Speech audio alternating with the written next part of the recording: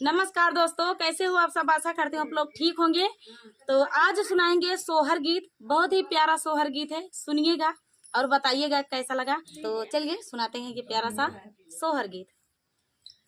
सीता को छवा माली सारा सैया जोत बना गईली छिटत बना गईली नी हो। सीता को छवा माली सारा सैया बोत बना गईली छिटत बना गईली नी हो। नहीं सरसऊ फूलेली नहीं सरसऊ फरेली हो।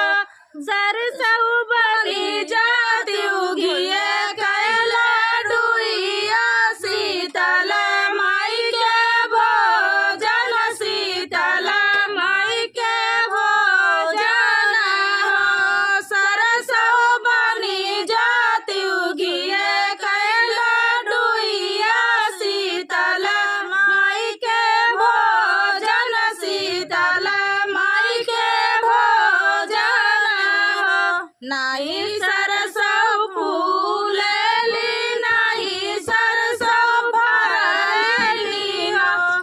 सरसऊ बनी जाती उगिए कैले डुइया सातिया माई के भोजन सातिया माई के भोजन हो। सरसऊ बनी जाती उगिए कैले डुइया सातिया माई के भोजन सातिया माई के भोजन हो। नाही सरसऊ फूलेली नाही सरसऊ फरेली हो।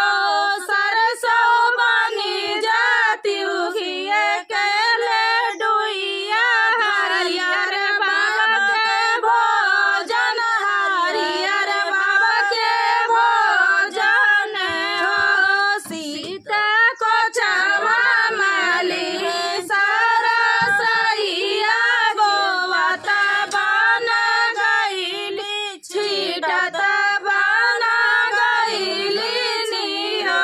सीता को छवा माली सारा सैया बोवत बन गईली छिटत बन गईली नी हो।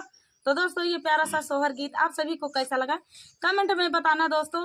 मिलते हैं नेक्स्ट वीडियो में, तब तक के लिए नमस्कार।